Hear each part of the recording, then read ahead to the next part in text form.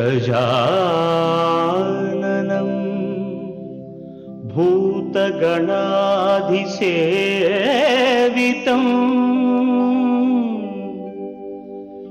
कपित्थजम्बू फलसारभक्षितं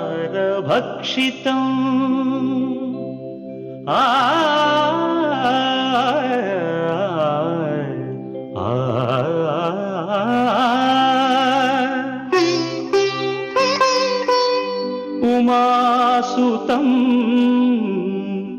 शोकविनाशकारणं नमामि विघ्नेश्वर पादपङ्कजम्।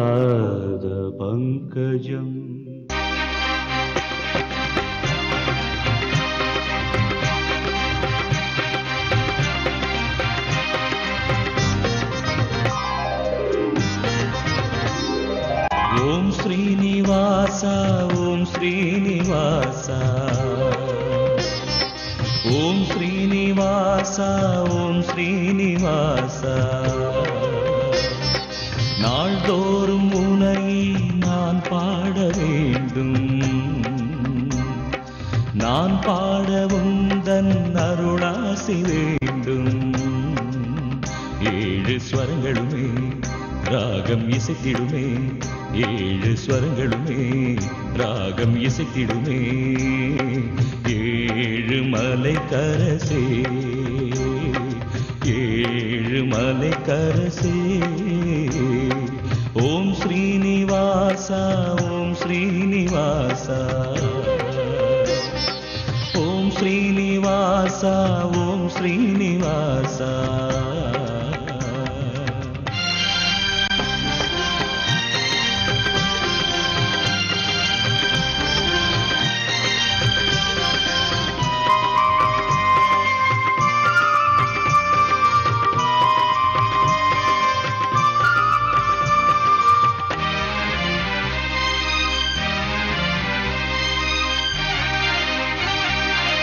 திருவேங்கடம் வருவேனே, உந்தன் திருப்பாதமே பணிவேனே. திருவேங்கடம் வருவேனே, உந்தன் திருப்பாதமே பணிவேனே. மலர்மே விடும் அலர்மேல் மங்கை மணவாளனே ஜெகநாதனே. மலர்மே விடும் அலர்மேல் மங்கை மணவாளனே ஜெகநாதனே. அழகான மலைவாசனே. ஓம் ஸ்ரீனிவாச ஓம் ஸ்ரீனிவாச ஓம் ஸ்ரீனிவாச ஓம் ஸ்ரீனிவாச.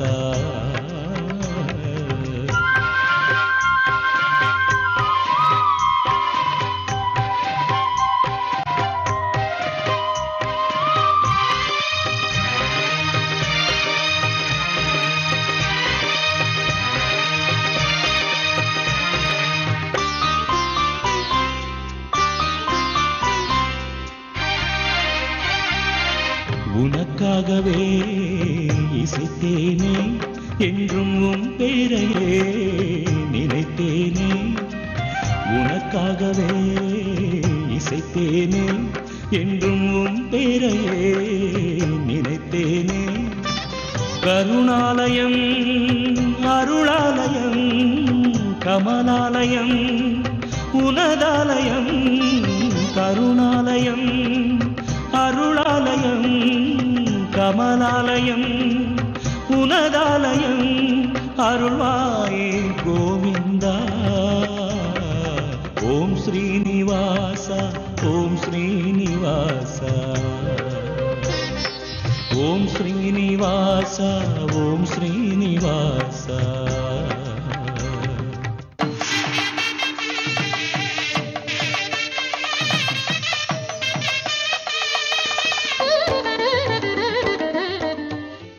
வணக்கம்.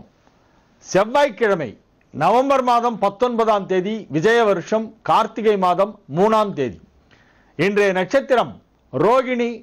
பகல் 3:50 வரையிலே, மதியம் 3:50 வரை ரோகிணி நட்சத்திரம்.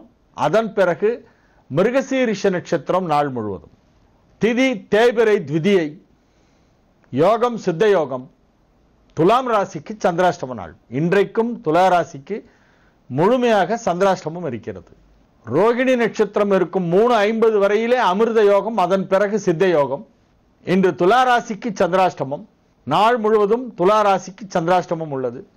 ராகு காலம் 3 மணி முதல் 4:30 மணி வரை. யமகண்டம் காலை 9 மணி முதல் 10:30 மணி வரை.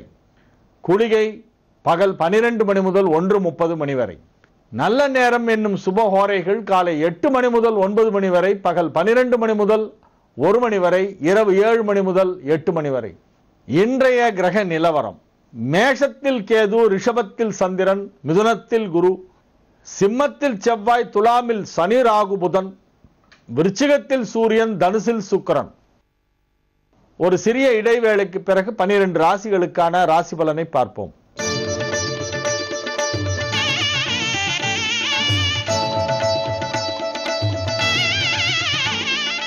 மேஷ ராசிக்கு இது ஒரு மிகச் சிறந்த நன்மைகள் நடைபெறும் நல்ல நாளாக விளங்குகிறது. பொருளாதார முன்னேற்றம் மிகச் சிறப்பாக இருக்கும். தனலாபம் ஏற்படும். தொழிலிலே செல்வ செழிப்பு ஏற்படக்கூடிய ஒரு அற்புதமான ஒரு நேரம். கலைத்துறை சார்ந்தவர்களுக்கு மிகப்பெரிய நன்மைகள் எல்லாம் நடைபெறும். கலை வல்லுநர்கள், கலைஞர்கள் ஆகியோருக்கெல்லாம் மிகப்பெரிய பாராட்டுகள், புகழ், பணம் அனைத்தும் கிடைக்கும். நன்மைகள் அதிக அளவிலே நடைபெறுகின்ற ஒரு நல்ல நாளாக இந்நாள் விளங்குகிறது. குடும்பத்திலே மகிழ்ச்சியான சூழ்நிலை உருவாகும். உங்கள் குடும்பத்தார் உங்களிடம் அன்பு மழை பொழிவார்கள். பாச மழையிலே நனைவீர்கள். நன்மைகள் நடைபெறும் நல்ல நாள். ரிஷப ராசிக்கு இது ஒரு மிகச் சிறந்த நன்மைகள் நடைபெறும் நல்ல நாளாக விளங்குகிறது. ராசியில் சந்திரன் உச்சம் பெற்றிருக்கின்ற ஒரு நாள். ஆரோக்கியத்திலே நல்ல முன்னேற்றம் ஏற்படும். வலுவான நிலையிலே உங்கள் ராசி அதிபதி குரு பார்வை பெற்றுக் கொண்டிருக்கின்ற ஒரு அற்புதமான ஒரு தருணம் நடைபெற்றுக் கொண்டிருக்கிறது. மிகப்பெரிய நன்மைகள் எல்லாம் இப்பொழுது உங்களுக்கு நடைபெறும். உங்களது தொழில் எதுவாக இருந்தாலும் அதிலே மிகப்பெரிய முன்னேற்றம் ஏற்படக்கூடிய வாய்ப்பு இப்பொழுது உருவாகும். தொழிலை வெகு சிறப்பாக செய்வீர்கள். அது உத்தியோகமாக இருந்தாலும் அல்லது வியாபாரமாக இருந்தாலும் எந்த தொழிலாக இருந்தாலும் அதிலே மிகப்பெரிய நன்மைகள் நடைபெறும். மிகப்பெரிய முன்னேற்றங்கள் எல்லாம் ஏற்படும்.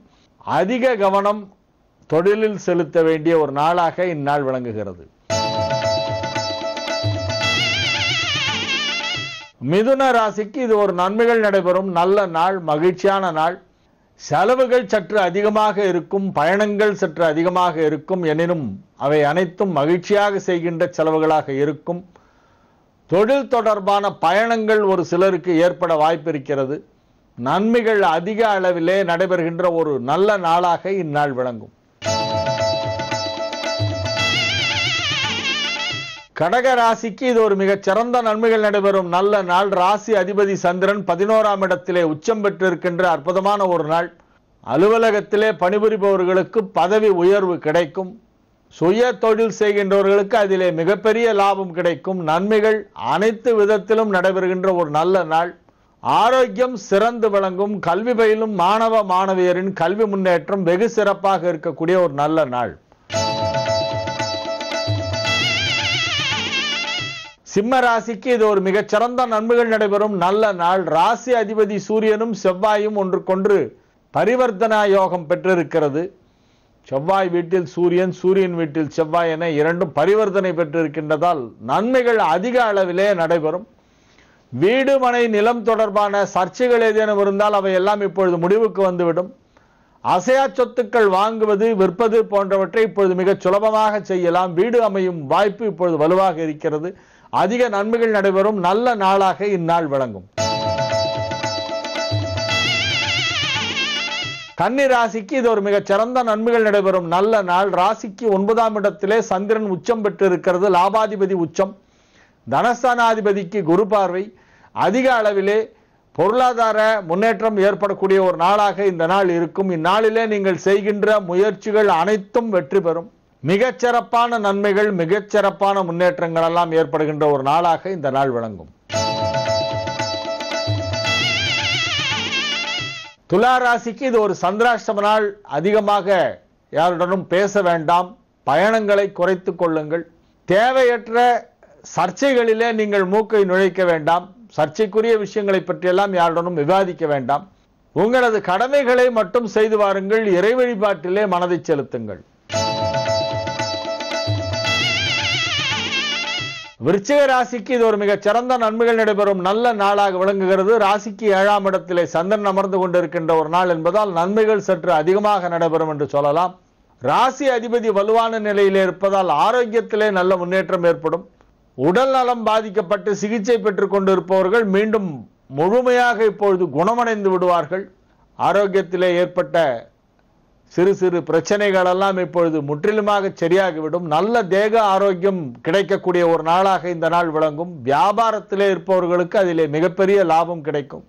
கலைத்துறை சார்ந்தவர்களுக்கு அதிலே பெயரும் புகழும் பாராட்டுகளும் கிடைக்கும். அனைத்து விதமான நன்மைகளும் நடைபெறக்கூடிய ஒரு நல்ல நாளாக இந்நாள் விளங்கும்.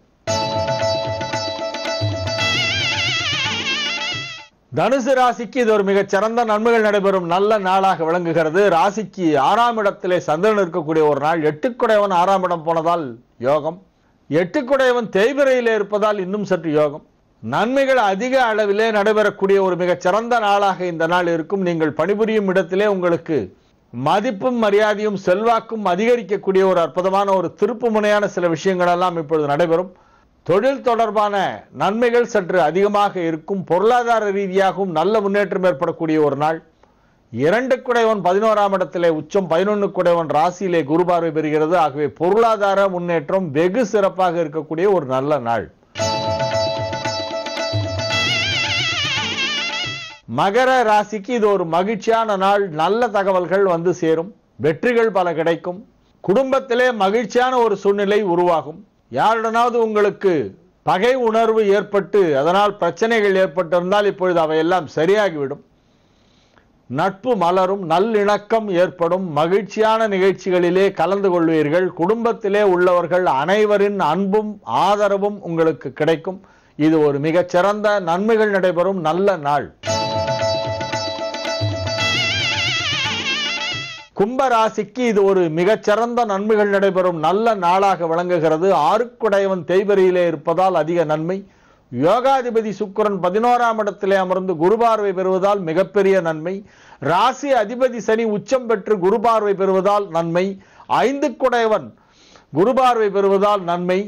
இப்படி வலுவான நிலையிலே உங்களுக்கு நன்மை செய்யும் கிரகங்கள் அனைத்தும் அமைந்திருக்கின்றன. ஆகவே அதிக நன்மைகள் நடைபெறும் ஒரு நல்ல நாள் என்று இந்நாளை உறுதியாக கூறலாம். அனைத்து முயற்சிகளும் வெற்றி பெறுகின்ற ஒரு அற்புதமான நல்ல நாள். மீன ராசிக்கு இது ஒரு மகிழ்ச்சியான நாள். ராசிக்கு 3ஆம் இடத்திலே சந்திரன் உச்சம் பெற்றிருக்கிறது. உங்கள் பூர்வ புண்ணிய ஸ்தானாதிபதி உச்சம் பெற்றிருக்கின்ற ஒரு நாள் என்பதால் நீங்கள் மிகச் சிறப்பான வெற்றிகளை காண்பீர்கள். மகிழ்ச்சியான நிகழ்ச்சிகளிலே கலந்து கொள்வீர்கள். மனதிலே இருந்த அச்ச உணர்வு கவலை போன்றவையெல்லாம் இருந்த இடம் தெரியாமல் மறைந்துவிடும். மிகவும் மகிழ்ச்சியாக இருப்பீர்கள். நன்மைகள் அதிக அளவிலே நடைபெறுகின்ற ஒரு நல்ல நாள். தொழில் தொடர்பான அனைத்து முயற்சிகளும் வெற்றி பெறும். ஆரோக்கியத்திலே நல்ல முன்னேற்றம் ஏற்படும். பொருளாதார ரீதியாகவும் அதிக நன்மைகள் நடைபெறுகின்ற ஒரு நல்ல நாளாக இந்நாள் விளங்கும். நாளைய விசேஷங்கள். நாளைய தினம் புதன்கிழமை சுப முகூர்த்த நாள். 20/11/2013 கார்த்திகை 4 புதன்கிழமை. நாளைய தினம் சுப முகூர்த்த நாள். ஒரு சிறிய இடைவேளைக்கு பிறகு பரிகார ஸ்தலங்கள் பகுதியிலே திருமணத்திற்கான நட்சத்திர பொருத்தம் பற்றிய சிறப்பு நிகழ்ச்சியின் தொடர்ச்சியை பார்ப்போம்.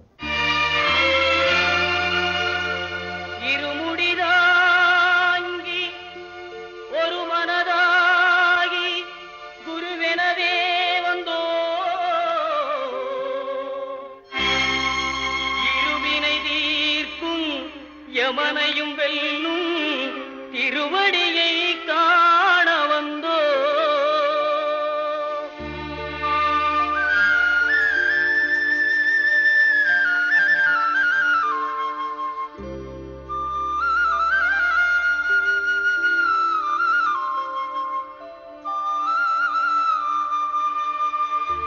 பள்ளிக்கட்டு சபரிமலைக்கு கல்லும் முள்ளும் காலுக்கு மெத்த மெத்தை சுவாமியே ஐயப்போ சுவாமி சரணம் ஐயப்ப சரணம் பள்ளிக்கட்டு சபரிமலைக்கு கல்லும் முள்ளும் காலுக்கு மெத்தை சுவாமியே ஐயப்போ சுவாமி சரணம் ஐயப்ப சரணம் பள்ளிக்கட்டு சபரிமலைக்கு கல்லும் முள்ளும் காலுக்கு மெத்தை சுவாமியே ஐயப்போ ஐயப்போ சுவாமியே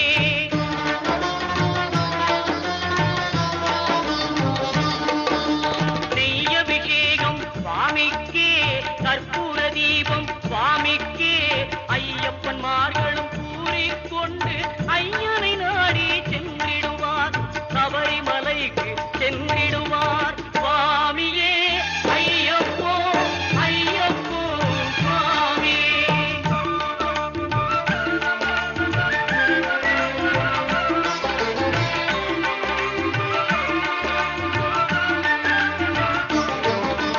கார்த்திகை மாதம் மாலை அணிந்து நேர்த்தியாகவே விரதம் இருந்து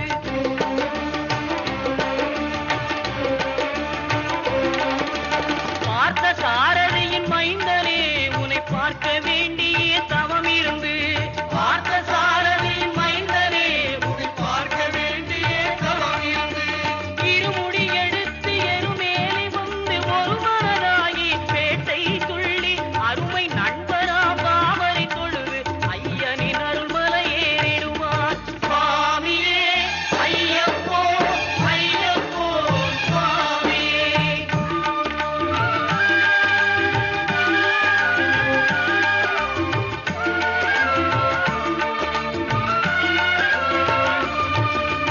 அழுகை ஏற்றம் ஏறும்போது ஹரிகரன் மகனை துதித்து செல்வார் வழிகாட்டிடவே வந்திடுவார் ஐயன் பன்புலி ஏறி வந்திடுவார் கரிமலை ஏற்றம் கடினம் கடினம் கருணை கடலும் துணை வருவார் கரிமலை இறக்கம் வந்தவுடனே பெருநெறி பம்பை கண்டிடுவார் சுவாமியே ஐயப்போ ஐயப்போ சுவாமியே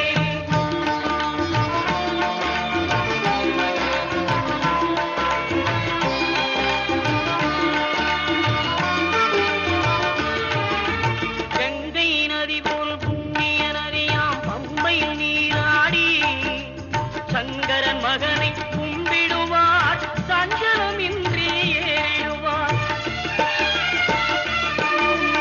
நீலிமலை ஏற்றம் சிவபாலனும் ஏற்றிடுவார் காலமெல்லாம் நமக்கே அருள்காவலராயிருப்பார் தேகபலம் தா பாதபலம் தா தேகபலம் தா பாதபலம் தா தேகபலம் தா என்றால் அவரும் தேகத்தை தந்திடுவார் பாதபலம் தா என்றால் அவரும் பாதத்தை தந்திடுவார் நல்ல பாதையை காட்டிடுவார் சுவாமியே ஐயப்போ ஐயப்போ சுவாமியே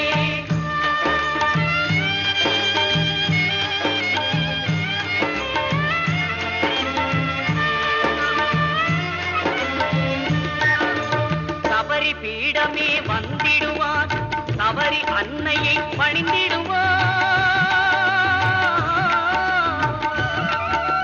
பரமத்தியாரில் கன்னிமார்களும் கரத்தினை போட்டு வணங்கிடுவார் சபரிமலை இதனை நெருங்கிடுவார் 18 படி மீது ஏறிடுவார் கதி என்று அவனை சரணடைவார் மணிமுகம் கண்டே மயங்கிடுவார் ஐயனை துதிக்கையிலே தன்னையே மறந்திடுவார் பள்ளிக்கட்டு சபரிமலைக்கு கல்லும் முள்ளும் காலுக்கு மெத்தை சுவாமியே ஐயப்போ சுவாமி சரணம் ஐயப்ப சரணம் பள்ளிக்கட்டு சபரிமலைக்கு கல்லும் முள்ளும் காலுக்கு மெத்தை சுவாமியே ஐயப்போ ஐயப்போ சுவாமியே.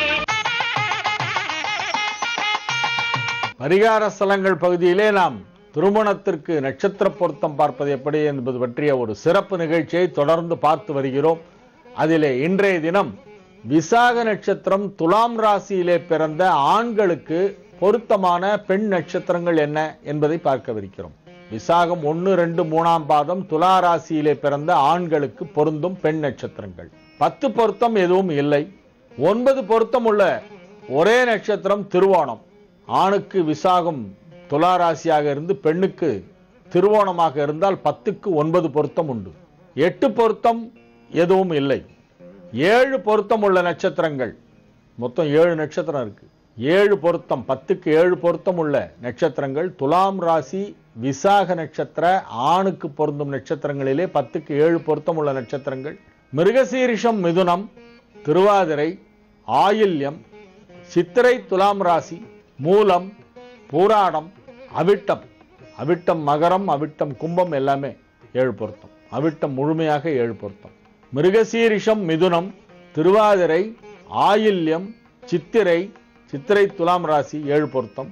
மூலம், பூராடம், அவிட்டம் இந்த 7 நட்சத்திரங்களும் 10க்கு 7 பொருத்தம் உள்ள நட்சத்திரங்கள்.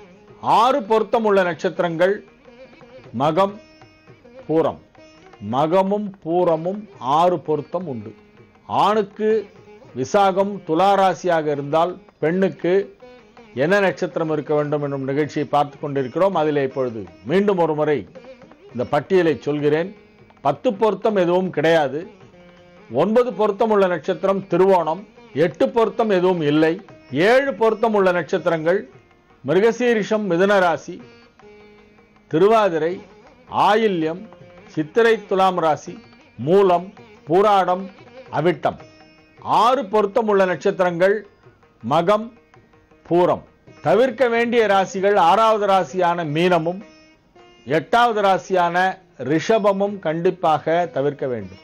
விசாக நட்சத்திரம் துலா ராசியிலே பிறந்த ஆண்களுக்கு பொருந்தும் பெண் நட்சத்திரங்கள் பட்டியலை மீண்டும் ஒரு முறை சொல்லி இந்த நிகழ்ச்சியை நிறைவு செய்கிறேன். 10 பொருத்தம் எதுவும் கிடையாது. 9 பொருத்தம் திருவோணம். 8 பொருத்தமும் எதுவும் கிடையாது.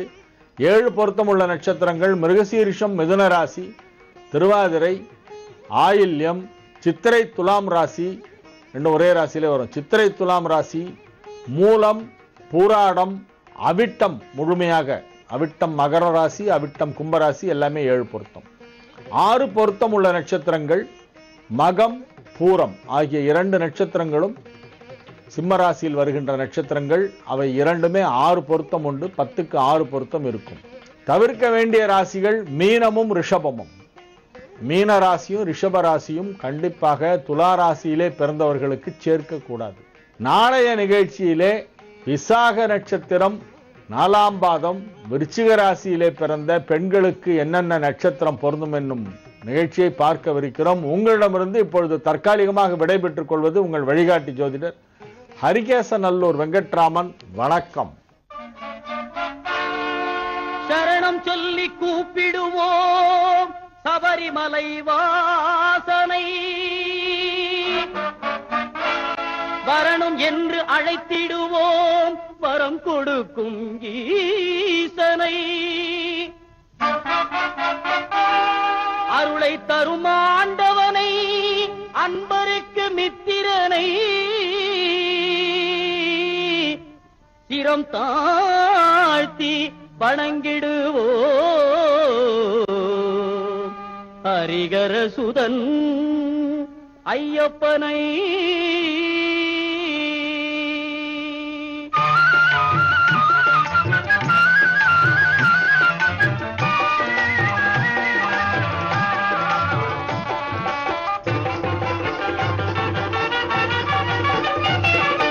வில்லாளி வீரனே, வீரமணி கண்டனே, தமிழ் சொல்லெடுத்து பாடுவோம் சுந்தரேசன் மைந்தனே. சுவாமி சரணம் ஐயப்பா, சரணம் சரணம் ஐயப்பா, சுவாமி சரணம் ஐயப்பா, சரணம் சரணம் ஐயப்பா.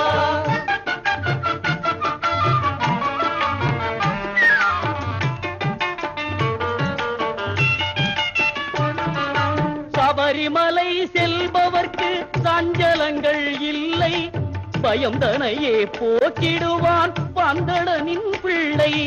அபயம் என்று சரணடைந்தால் அகன்றிடுமே தொல்லை, அவனின்றி அவனியிலே அணுவும் அசைவதில்லை.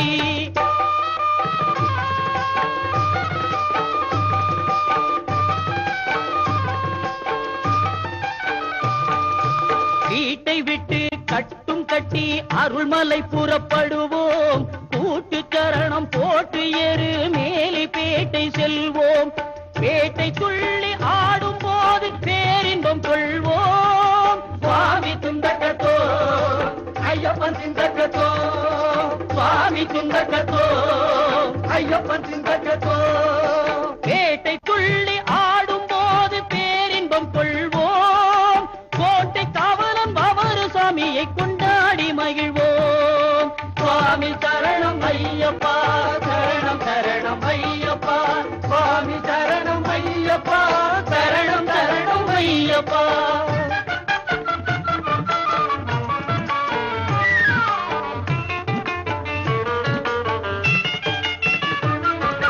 சீர்மேவும் சபரிமலை நாதன் அருள் தேடு. 9 படியேறி ஈசன் பதும் நாடு.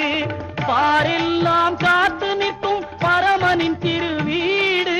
நாராயணன் செல்வனையே நாவே நீக்க பாடு. சுவாமி சரணம் ஐயப்பா, சரணம் சரணம் ஐயப்பா, சுவாமி சரணம் ஐயப்பா, சரணம் சரணம் ஐயப்பா.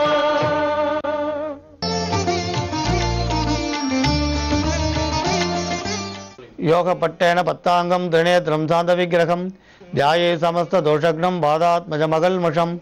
அஸ்மத் குருபியோ நமக விகணச மகா குருவே நமக. அனுமன் சுவாமிகள் ஆசிகளுடன். இன்னைக்கு கடிதம் போட்டிருக்கவர் நீங்கள் நாகப்பட்டினத்துலேருந்து பொறையார்ன்ற ஊர்லேருந்து கணேஷ்ன்றவர் கடிதம் போட்டிருக்கீங்க.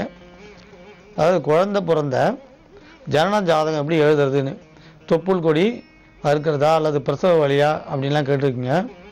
ஜாதகம் ஜனன ஜாதகம் எழுதுறதுல ஒரு தர்க்க ரீதியாக இருக்கக்கூடியது 2 சந்தேகம்தான். அதாவது சிலரோட அபிப்பிராயம் குழந்தை அழுத நேரத்தை ஜாதகத்தை ஜனன ஜாதகம் எழுத பயன்படுத்தலாமா, அல்லது சிரோ உதயம் தலை உதயமானதை எடுத்துக்கிறதா அல்லது முழுமையாக பிறந்ததை எடுத்துக்கிறதான்னு சந்தேகம் உண்டுன்னுவா. ஆனால் இப்போ வழக்கத்தில் குழந்தை முழுமையாக ஜனனமான நேரத்தை எடுத்துக்கிறது தான் வழக்கமாக இருக்குது. முழுமையாக ஜனனமான நேரத்தை எடுத்துக்கிறது தான் வழக்கமாக இருக்குது. ஆனால் ஒரு விஷயம் என்னென்னா, விஞ்ஞானம் வளர்ந்த இந்த நிலையில் லாக்டிடியூட் எந்த ஊரில் பிறந்திருக்கும் லாக்டிடியூட் பார்த்து எடுத்துக்கிறது உண்டு. அதனால் குழந்தை அழுத நேரமாக சிரோ உதயமானு இப்போ பார்க்குறது இல்லை. இன்னும் பஞ்சாங்க ரீதியாக பார்த்தீங்கன்னாலும் உங்கள் சந்தேகத்துக்கு நிறைய விஷயங்கள் சொல்லலாம். திருக்கணித பஞ்சாங்கம், வாக்கிய பஞ்சாங்கம்னு இப்போ நிறைய வருது. அதெல்லாம் வரும்பொழுது ஒன்று சம்பிரதாய ரீதியாக எடுத்துக்கொள்ளக்கூடியது, அவங்கவுங்க பரம்பரையாக எடுத்துக்கிற பஞ்சாங்கம்.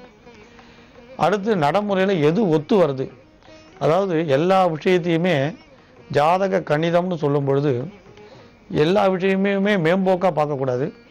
சில ஜாதகம் பார்த்தீங்கன்னா மகர லக்ன ஜாதகருக்கு தனுர் லக்னத்தோட பலாபலன்கள் தெரிகிற மாதிரி தோணும். சில சிம்ம லக்ன ஜாதகத்துக்கு கன்னியா லக்னத்தோட பலன் தெரிகிற மாதிரியும் தெரியும். லக்ன சந்தியில் பிறந்தாலும் நட்சத்திர சந்தியில் பிறந்தாலும் உங்களுக்கு கவனித்து பலன் சொல்ல வேண்டியது அவசியம். அந்த மாதிரி வரும்பொழுது அவர் எத்தனாவது குழந்தை அல்லது அவங்க செய்யக்கூடிய தொழில், அவங்க தகப்பனாரோட தொழில், இது போன்றதை கேட்டு ஜோதிட ரீதியாக யூகித்து அதுக்கப்புறம் லக்னத்தை நிர்ணயம் பண்ணி சொல்கிறது நல்லது. அதனால் நீங்கள் இந்த ஜாதகம் கணிதம்னு சொல்லும்பொழுது முழுமையாக ஜனனமானதை தான் இப்போ நடைமுறையில் எடுத்துக்கிற வழக்கம் இருக்குது. ஆனால் உங்களை மாதிரி நிறைய சந்தேகங்கள் அந்த காலத்துலையும் இருக்குது, இந்த காலத்தில் எந்த காலத்துலையும் இருக்கும். சிர உதயமா இல்லை அழுததா அப்படின்லாம். ஏன்னா அழும்போது தான் சுவாசிக்கிறது இல்லையா குழந்தை, அதனால் அந்த சுவாசத்தை கணக்கில் எடுக்கிறதுன்னு வச்சுருக்கான். ஆனால் முழுமையாக ஜனனமானதையே நீங்கள் எடுத்து போடலாம். ஆனால் பலன் சொல்லும் பொழுது லக்னத்துக்கு ஓரளவு நிர்ணயம் பண்ணி தீர்மானம் பண்ணதுக்கப்புறம் சொன்னால் சரியாக இருக்கும். தீர்மானம் பண்ணாமல் சொல்லக்கூடியது சரியாக இருக்கிறது கொஞ்சம் கடினம்தான். அதனால் ஜாதகம் சொல்லும் பொழுது லக்னத்தை நிர்ணயம் பண்ணி சொல்கிறது தான் நல்லது. அடுத்து இந்த 2 கடிதமும் ஒரே ஒரு பதில் தான். அதாவது சரவணன் அப்படின்றவர், லோகநாயகி அப்படின்றவங்க 2 பேர் அனுப்பிச்சிருக்கீங்க. நீங்கள் டேட் ஆஃப் பர்த்து பிறந்த நேரம் இதை மட்டும் அனுப்பிச்சிருக்கீங்க. டேட் ஆஃப் பர்த்து பிறந்த நேரத்தை மட்டும் வைத்து சொன்னால் உங்களுக்கு ஜாதகம் கணித்து இங்கே சொல்கிறதுக்கு வாய்ப்பு இல்லை. 2வது விஷயம், நீங்கள் நிகழ்ச்சி முடிகிற வரைக்கும் பார்த்து தபால் பெட்டி எதுன்னு தெரிஞ்சு நீங்கள் கடிதம் போட்டிங்கன்னா பதில் சொல்ல முடியும். தனிப்பட்ட முறையில் எங்கள் வீடுகளுக்கு நீங்கள் அனுப்பிச்சிங்கன்னா கடிதம் அனுப்பிச்சால் இந்த நிகழ்ச்சியில் சொல்ல முடியாது. இந்த நிகழ்ச்சியில் சொல்லணும்னா நீங்கள் இங்கே தான் நீங்கள் கடிதத்தை அனுப்பணும். இன்னும் நீங்கள் கவனிக்க வேண்டிய விஷயம், முக்கியமாக நீங்கள் கவனிக்க வேண்டிய விஷயம், சிலர் வந்து 4 பக்கம் 5 பக்கம் தொடர்ந்து பக்கமாக எழுதுறீங்க. ஒரு விஷயத்தை கூடுமானவரை சுருக்கமாக தெரிவிச்சிங்கன்னா பதில் சொல்லிடலாம். ஒரு 6-7 பக்கம் 8 பக்கம் நீங்கள் எழுதும்போது முதல் பக்கத்தில் என்ன படித்தோம் எங்களுக்கு 6ஆம் பக்கம் படிக்கும்போது மறந்தே போயிடும். சிலர் அந்த மாதிரி 6 பக்கம் 7 பக்கம் எழுதுறீங்க. அந்த மாதிரி எழுதி அனுப்பிச்சாலும் சொல்ல முடியாது. ரெண்டாவது, எங்கள் நிகழ்ச்சி முடிஞ்ச உடனே உங்களுக்கு தேடாதீங்க. இந்த நிகழ்ச்சி மொத்தமாக முடிகிற வரைக்கும் நீங்கள் பொறுமையாக இருந்தீங்கன்னா அந்த தபால் பெட்டி எண் தெரியும், நீங்கள் அதுக்கு அனுப்பலாம். அனுப்பிச்சா உங்களோட கடிதம் படிக்கப்படும். ரெண்டாவது, நாங்கள் கடிதம் படிக்கும்பொழுது நீங்கள் ஏதாவது ஒரு காரணத்தை மட்டும் பார்க்க முடியலன்னா மறுபடியும் அதே கடிதத்துக்கு பதில் சொல்கிறது எங்களுக்கு கஷ்டம். அதனால் நீங்கள் நிகழ்ச்சியை தொடர்ந்து பாருங்கள். தடங்கள் ஏற்பட்டால் மறுபடியும் ஒரே கடிதத்தை 2வது முறை படிக்கிறதுக்கு வாய்ப்பு இல்லை. அதே மாதிரி சிலர் வந்து எங்களுக்கு பதில் அனுப்புங்கன்னு கவர் வச்சு அனுப்புறீங்க. நீங்கள் கவர் அனுப்பிச்சா அதில் பதில் வந்து போஸ்ட் மூலம் அனுப்புறதுக்கும் வாய்ப்பு கிடையாது. அதனால் இந்த நிகழ்ச்சி மூலமாக தான் நீங்கள் தெரிஞ்சுக்கணும். நாளைக்கு இன்னொரு கடிதத்துக்கு பதில் பார்க்கலாம். ஜோதிட சிம்மம், திருவல்லிக்கேணி, சுவாமி கண்ணன் பட்டாச்சாரியா, மங்களானி பவந்து.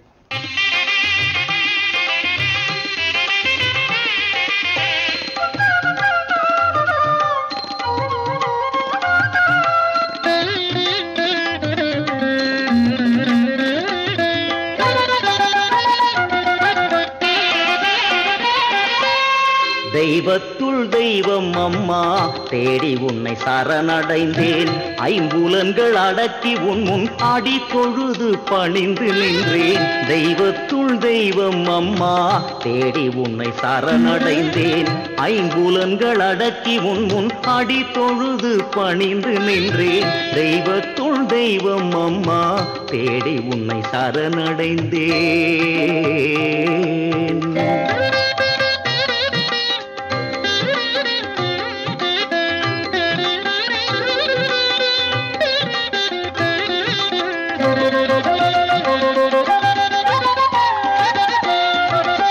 கண்ணை இமை காப்பது போல் காத்தருள வேண்டும் நீதம். அன்னை உந்தன் அடி பணிந்தேன், அடியார்கள் துயர் தீர்ப்பாய்.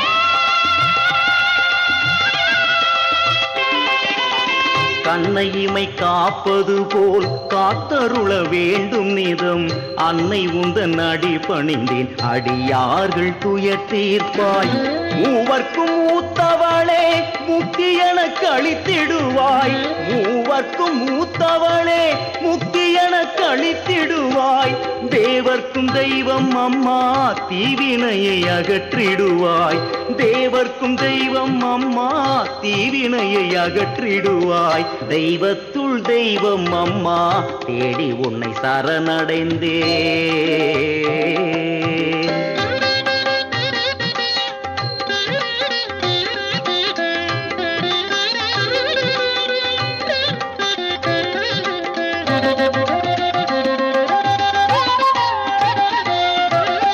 நிலையில்லா இல்வாழ்வை நினைத்தாலே கலங்கிடுதே. அலை போன்று ஓய்வின்றி அல்லல் படையேன் படைத்தான்.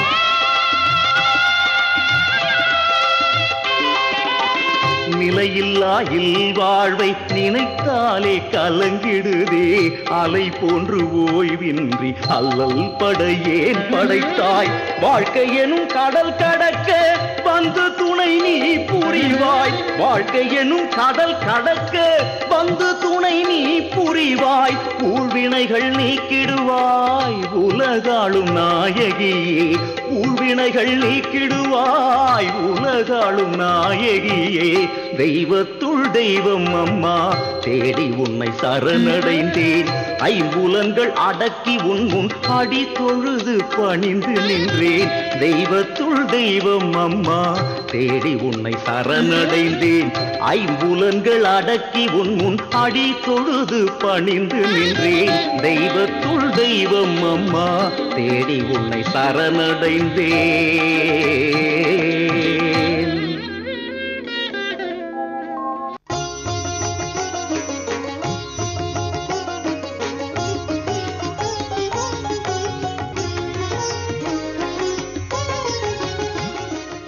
அன்பர் பணி செய்ய என்னை ஆளாக்கி விட்டு விட்டால் இன்ப நிலை தானே வந்து எய்தும் பராபரமே. மகான்களின் தரிசனம்ங்கிற இந்த பகுதியில் இன்று பட்டணத்தாரை பற்றி இரண்டாவது பகுதி பார்க்க போகின்றோம். சிவபெருமானுடைய உற்ற தோழன், பொருளுக்கோர் அதிபதி எனும் புஷ்பக விமானத்தானை தோழனாய் கொண்டவனும் தந்தையாய்.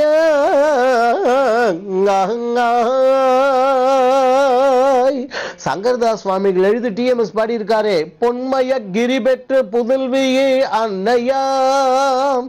அந்த பாட்டுல பொருளுக்கோர் அதிபதி எனும் புஷ்பக விமானத்தானை தோழனாய் கொண்டவனாக்கு குபேரனை தோழனாய் கொண்டவர் சிவபெருமான் அப்படிங்கிறது. அப்படிப்பட்ட குபேரன் சிவபெருமானுடைய அந்த கட்டளைக்கு இணங்கி இதோ பட்டணத்தாராக வந்து பிறந்தார். பிறந்து திருமணம் ஆயிற்று.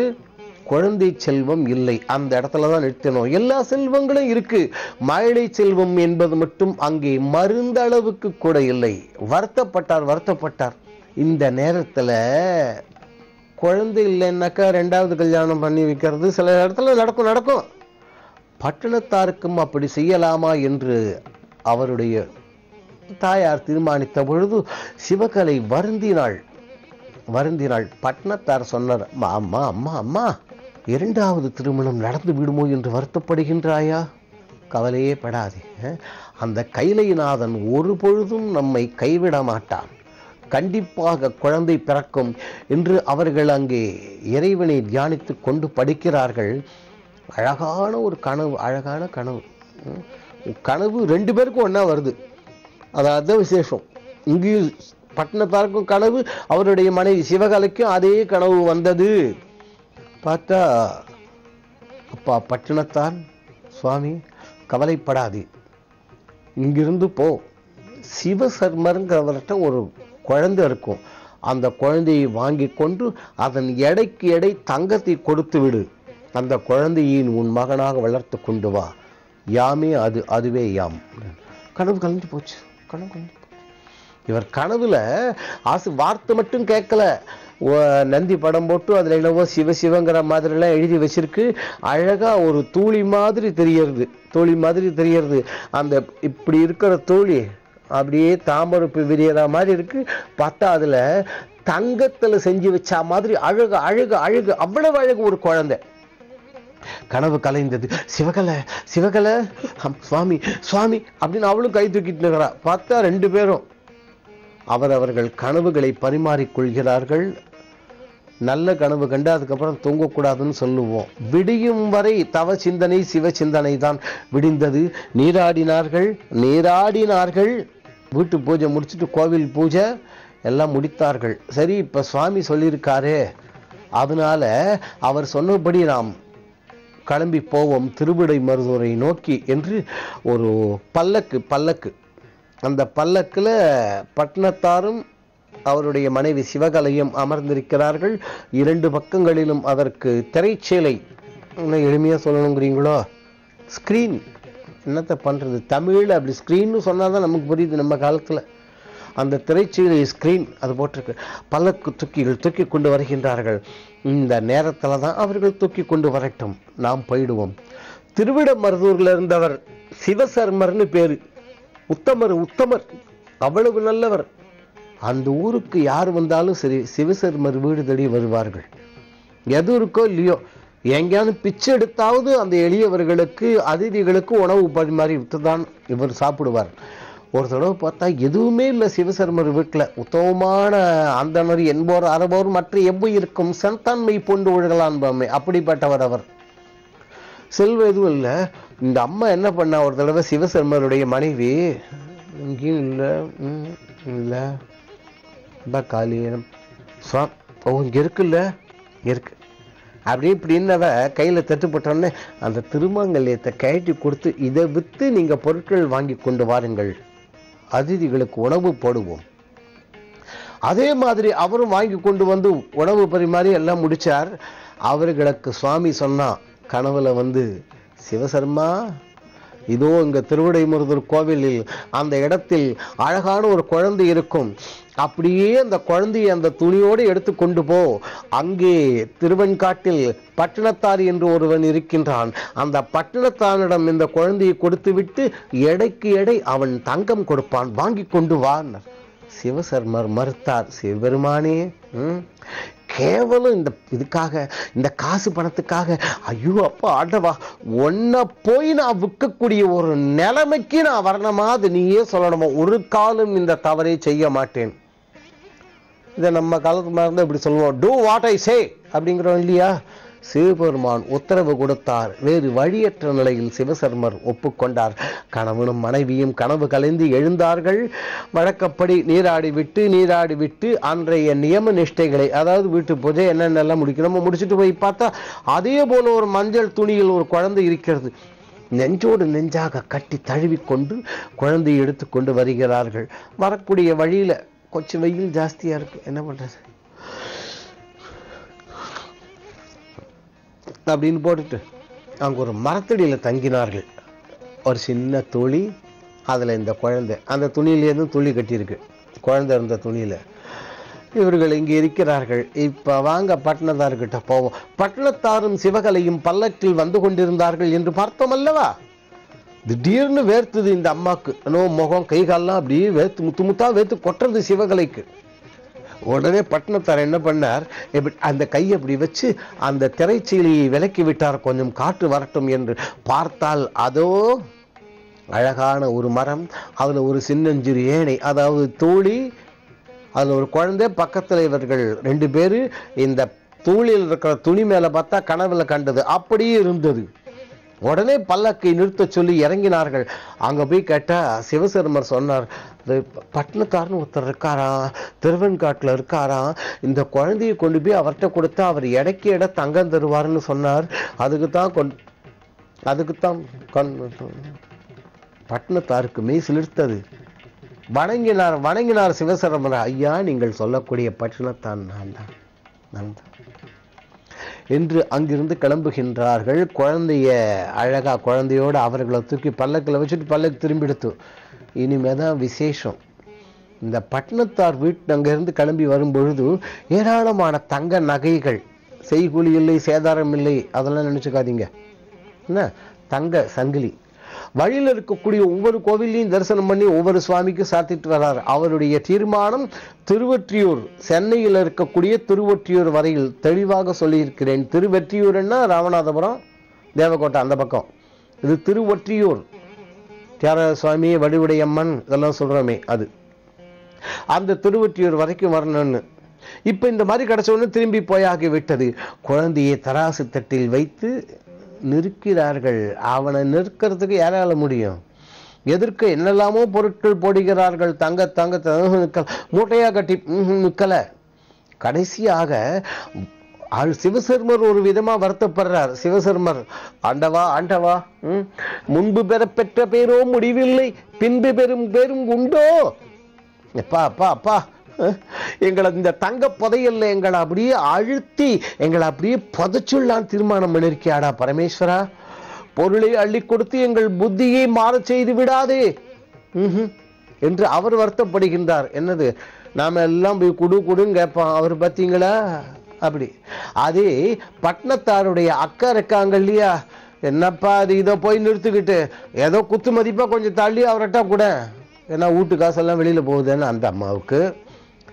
இந்த நேரத்தில் பட்டணத்தாரும் வருந்தினார். என்ன இவ்வளவு போட்டும் நிற்கவில்லையே, ஏன் காசு கூட போகுதுன்னு பட்டணத்தார் நினைக்கிறார்னு யோசனை செய்கிறீர்களோ? அல்ல, பட்டணத்தார் என்ன நினைத்தார், இதற்கு அவருடைய தாயார் ஒரு மாற்று சொல்ல போகின்றார். தராசு தட்டு நேராக நிற்கப் போகின்றது. எப்படி என்பதை அடுத்த நிகழ்ச்சியில் பார்ப்போம். அந்த ஞானிகளும் மகான்களும் நம் உள்ளங்களிலும் இல்லங்களிலும் எழுந்தருளியிருந்து நம் குடும்பங்களில் அமைதி, நிம்மதி, ஒற்றுமை என்று சொல்லக்கூடிய அந்த மாபெரும் செல்வங்களை வாரி வழங்க வேண்டுவோம். அவர்கள் வழங்குவார்கள்.